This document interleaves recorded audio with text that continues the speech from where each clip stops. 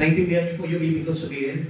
Kaya malabo po yung pakunawa po natin dahil hindi pa tayo dinaratingan ng banal na Espiritu. Pero, although nandiyan yung Espiritu, but outside of us. Ginagaling pa rin tayo, kaya lang, without living and walking into the Spirit of God, kapag hindi tayo nabuhay sa Espiritu ng Diyos, hindi tayo pagkakalooban ng kaunawaan. Kaya marami po mga Kristiyano, kahit mga born-again Christian, hindi pa rin nakakaunawa. Bakit? Kasi hindi sila pagharian ng banal na Espiritu ng Diyos. Amen? Okay. Ang sabi po kanina sa atin kay Jesus, pagkatapos niya mabautismuhan, siya'y umahon at bigla pong bumukas ang langit at bumaba ang banal na Espiritu Santo sa anyong kalapati. At isang tinig ang nagsabi, sino itong tinig na ito? Ang Ama. Ang sabi niya, ito ang aking anak na lubos na kinalulugdan.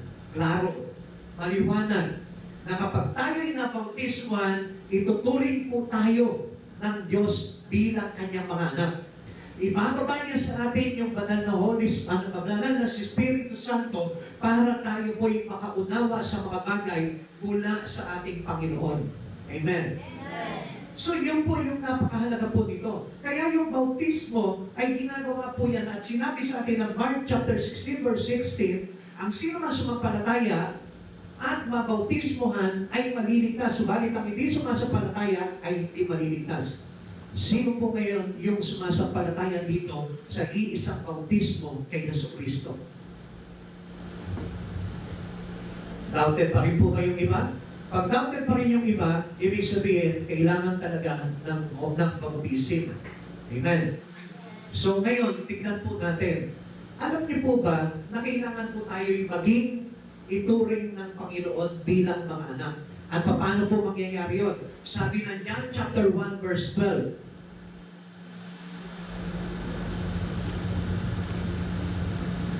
Sabi po dito, ngunit ang lahat ng tumanggap, listen, mahalaga po ito.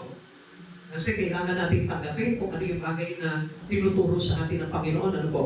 Ngunit ang lahat ng tumanggap at nanalig sa Kanya ay pinagkalooban niya ng karapatan maging anak ng Diyos. So, ibig sabihin, lahat ng mga aral, tinuturo ng Panginoon, kailangan tanggapin natin yan. Pero matatanggap mo lamang yan if you have the Holy Spirit. Kaya po tayo nagkakaroon ng kaguluhan, nalilito sa mga bagay na ito dahil tayo po'y hindi pa lubos na nakakaunawa. Sa pagkaakala po, medyo narinig lamang po natin, okay lang po ba, Sister Fanny, na pagkitin ko po dito yung about sa baptism. Hindi ko lang naman po sa inyo narinig po yun kundi marami po talaga dito. Natatakot po tayo sa kamatayan. Tama po ba? Ha? Sino po dito yung natatakot sa kamatayan? Hindi ba tayo? Lahat tayo, hindi tayo nakalusot yan. Kaya lang, ganito po yan. Kung minsan, yung ating kawalan ng kaunawaan sa mga katotohanan, yun ang naglalagay sa atin kung bakit tayo natatakot. Like, for example, narinig ko po sa inyo dito na ayoko magpabautismo sa tubig kasi baka hindi na ako makapasok sa malaking simbahan pag ako'y namatay. Sino po naniniwala sa gano'n? Pakitakas mo yung kamay. Kahabag-habag po tayo kapag naniwala kayo doon. Halimbawa, ako namatay. Halimbawa lang, huwag naman po muna, no? Kasi marami pa tayong dapat pagkahalan. Ha? Halimbawa, ako namatay ngayon. Hindi ko tinanggap si Jesucristo sa buhay ko. Tapos, ipinasok niyo ako ngayon habang ako'y nandoon nakahiga sa kabao, papasok niyo sa simbang malaki. Ano ba itong saysay po nun? Ang sabi po ng Biblia, Hebrews chapter 9, verse 27, minsan lamang mabubuhay ang tao at pagkatapos ay pag-uubog. So kapag tayo namatay, diretso na may hatol tayo. Ngayong nabubuhay tayo, ang pinakamahalaga dyan, tayo'y lumalapit, humihingi ng tawad, nagbabalik loob sa ating Panginoong Jesucristo, may kaligtasan tayo. Pero kung namatay ka, inabot ka ng kamatayan, hindi mo tinanggap si Jesucristo, hindi mo kinilala siyang tagapagligtas, kahit na ibabad yung iyong katawan na patay doon sa simbahan ng 20 taon, wala ka ng pag-asa. Yun ang katotohanan. At ang sabi po ng Biblia, John chapter 8, verse 32, na kilala natin ang katotohanan at ang katotohanan ang pagpapalaya sa atin. Amen. Amen. Kaya ang pagsampalataya po natin sa katotohanan, dito lamang po. Kahabag-habag ang maraming tao sapagkat hindi nila nauunawaan ang katotohanan. At pawang mga alamat lamang at mga turo ng mga matatandang haka-haka yung kanilang pinaniniwalaan. Alam niyo po ba nangyari po itong bagay na ito? Sa mga tao na kung saan nagdala po dito ng impluensya ng maling Kristyanismo. Alam niyo mga kapatid sa Panginoon, hindi po kami gagawing tagapagturo po ng salita ng Diyos kung hindi po namin inaral po ito. At kung hindi po kami tinuruan ng banal na Espiritu para magkaroon ng kaunawaan sa mga bagay nito at para naman maituro namin ito sa mga taong hindi pa nakakaunawa. Ngayon, ganito po yan. Yung pong ating pananampalataya bilang mga, lahat po tayo, wala po tayo ibang sekta kundi Katoliko lang ang pinanggalingan po natin. Meron po ba dito galing sa Iglesia, galing sa Jehovah, galing sa Mormons? Meron po ba? Wala. So very good. Sa pagiging Katoliko po natin, masyadong close pa tayo sa mga bagay sa katotohanan. Pasok pa rin po. Kaya lang, meron tayong mga ibang aral po doon na mali na hindi na po nakasakop sa katotohanan. Like for example, yung kamatayan po ni Yesu Cristo at muli niyang pagkabuhay, ginagawa po natin yan sa simbahan Katoliko. Tama po. Pinaniniwalaan po natin yan. Kaya lang, ganito po yan. Yun nga po bagay niyon, na akala po natin, ang patay ay kailangan pang dasalan. Sino po dito yung kapag may patay, pinadadasalan pa? Yan, nagkakatingin na po kayo. Kasi yan po yung mga bilig po ninyo, no? At tanungin po kayo, may pag-asa pa po bang maligtas ang patay na? Eh yung buhay na katulad po natin, may pag-asa po bang maligtas? Napakalaking pag-asa po niya. Kaya nga po kayo nandito ngayon. Dahil binibigyan tayo ng pag-asa ng Panginoon na mamulat sa katotohanan at ma-break yung mga maling katuruan na minana natin sa ating mga ninuno. At alam niyo po ba kung saan po nanggaling po yung impluensya po ng mga maling katuruan? Ito po ay galing sa Roman Empire.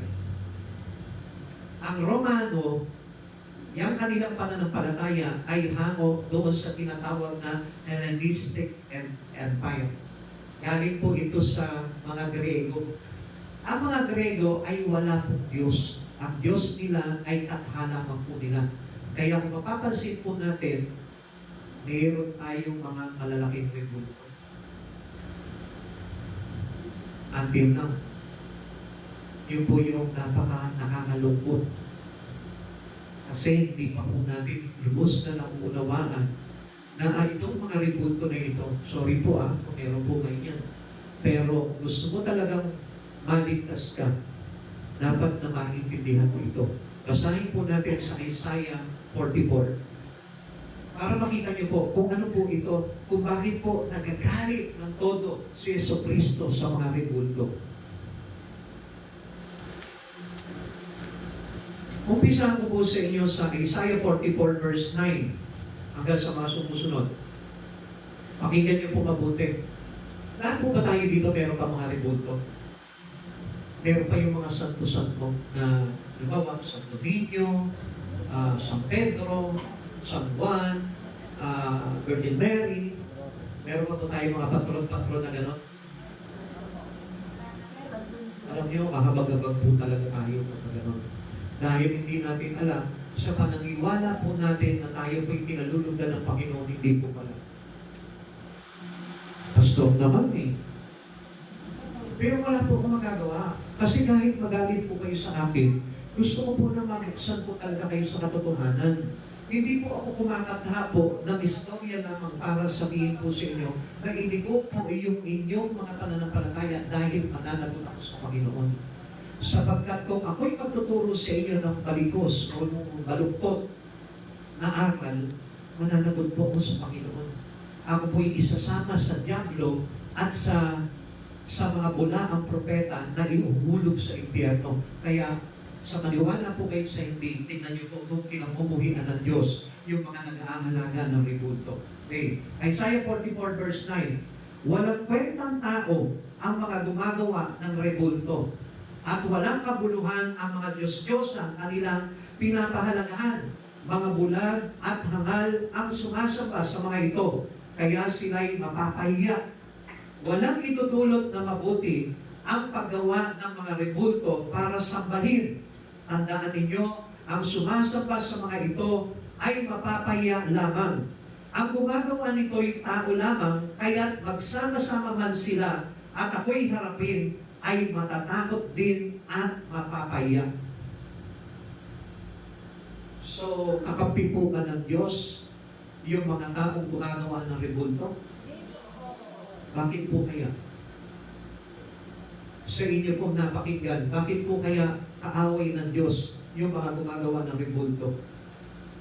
Sapagkat gawa lang ng tao. Amen? So, nauunawaan po natin, ngayon mga kapatid sa Panginoon, hindi ko kayo pipilitin dyan. Kung meron lang kayong mga rebulto, nasa sa inyo na yan. Pero it is better not to have even one. Kasi sa aming pag-aaral, ito pong mga rebulto na ito, sa maniwala kayo sa hindi, mayroon po laman yan. Ginagamit po ng kaaway po yan. Kung bakit may kaguluhan, kung bakit may karamdaman, kung bakit may kahirapan, kung bakit hindi tayo nakakapanampalataya sa katotohanan. Yan ay isang curse. Gugulat po siguro yung iba po. Mag-isip po tayo sa katotohanan. Ngayon, hindi ko po kayo ibabaptize dahil gusto ko po na magkaroon po muna kayo ng pagsampalataya sa katotohanan. Dahil kung ibabaptize ko kayo at hindi kayo sumasampalataya sa katotohanan, wala pa rin po sa iyo. Dahil ang kaligtasan po ay sabi po ng John 3:16 sa mga sumasampalataya naman. Amen? Kaya hindi po natin pwedeng sabihin po dito na nasa puso po naman ng Panginoon, pero hindi nagbabago yung buhay natin at pananaw natin. Mga kapatid sa Panginoon, mahalaga ang katotohanan.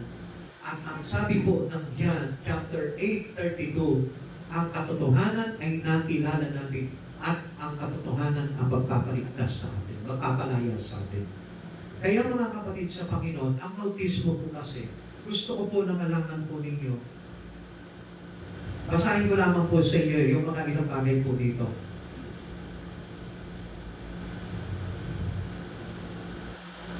Okay.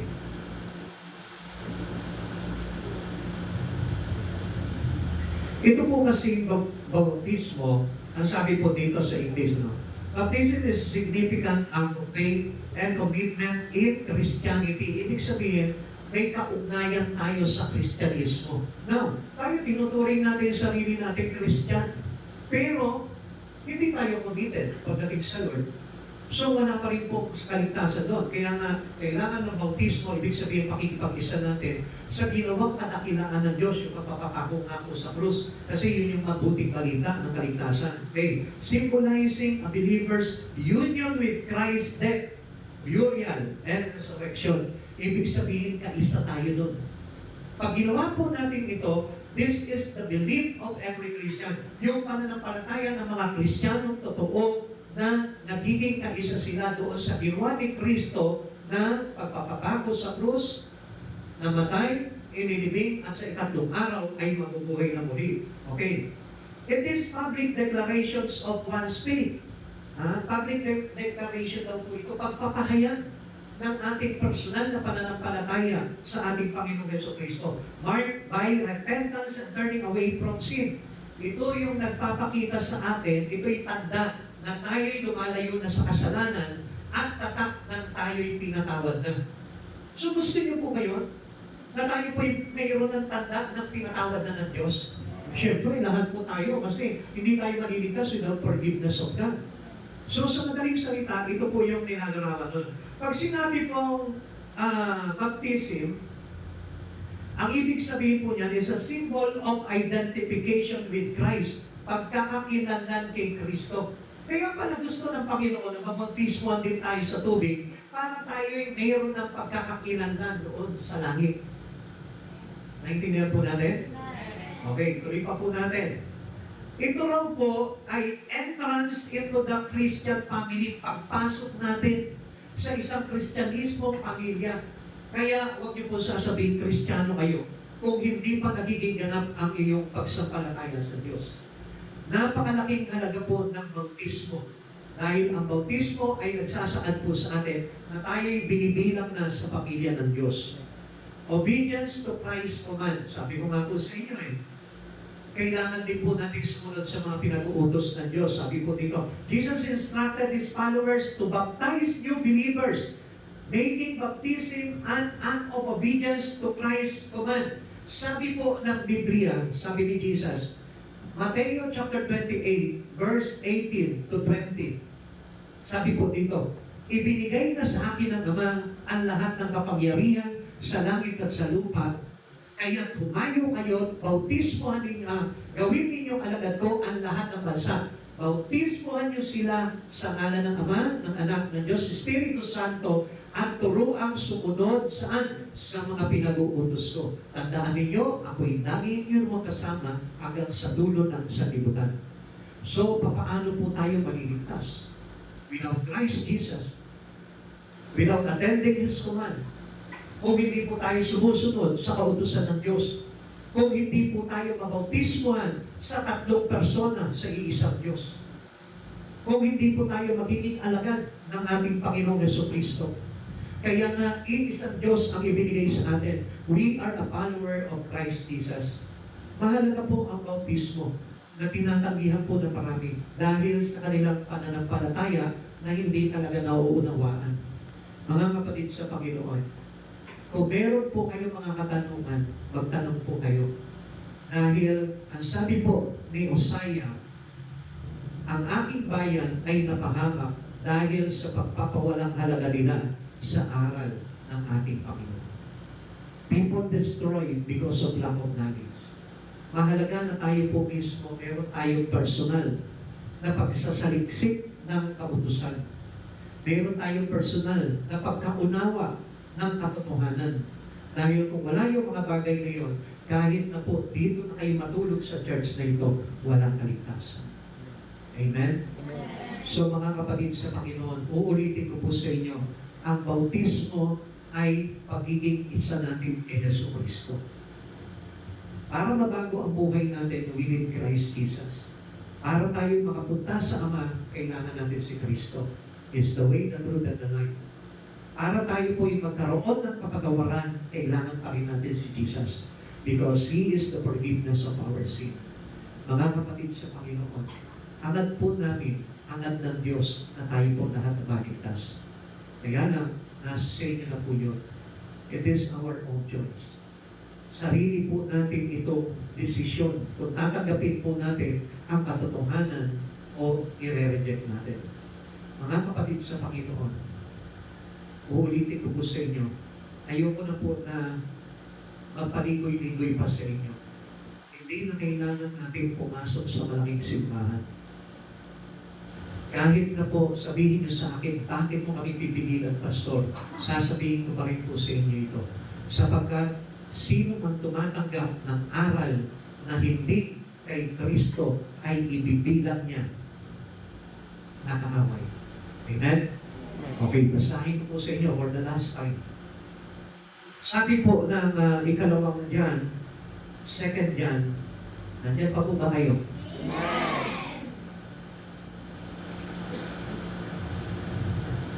Sabi po ng verse 9, okay, ang hindi nananatili sa turo ni Kristo, kundi nagdaragdag dito, ay hindi pinananahanan ng Diyos.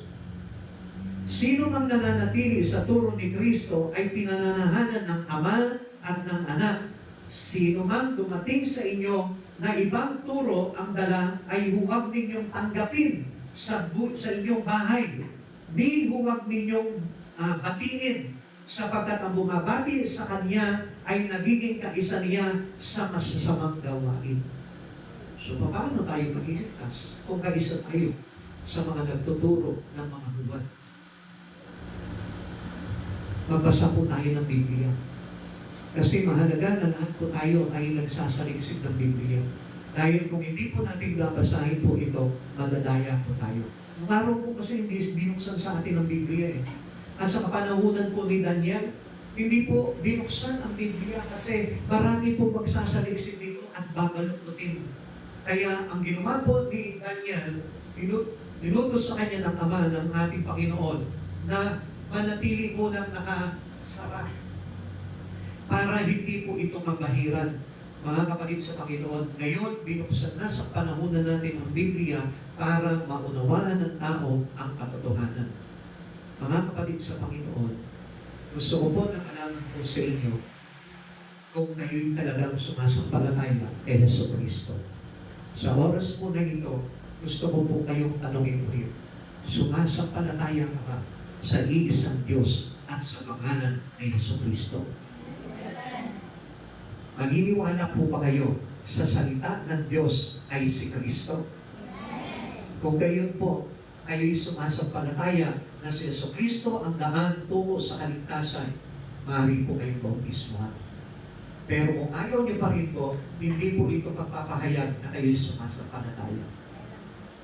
Amen? So makipag-alang naman po kayo.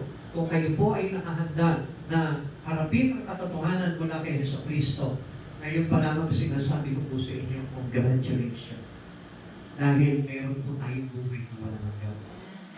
Yun naman po yung gusto ko po na ipagatid po sa inyo. Kasi sa inyo na po yan, kung mag-i-stick po kayo doon sa old belief po ninyo. Pero ang sa akin po dito, mas mabuti na magsaliksik kayo ng Biblia. Sapagkat alam niyo po, ang daming tinatamad po talaga magbasa ng Biblia. Alam niyo mga kapatid sa Panginoon, ako po bilang tagapagturo, halos 2 beses ko na po na nabasa po ito over to over. Kaya meron na pong kapahayagan ng Diyos ng katotohanan kapag nabasa po natin ito. Subukan niyo po. Kung hindi niyo pa po nababasa ng buo ito, basahin niyo mula sa Genesis hanggang Revelation, mauunawaan niyo at magkakaroon po kayo ng kaunawaan sa katotohanan. We cannot be deceived anymore. Hindi na tayo madadaya. Sapagkat, ano sabi ko, during the last days, maraming darating sa aking pangalan. Magpapanggap sila na sila ay Mesiya. At marami silang maililigaw. Tandaan niyo, huwag kayong maliligaw. Sinabi po sa atin ng Mateo 24. Kaya sa oras po na ito, nais ko po na manalangin po tayo sa Panginoon.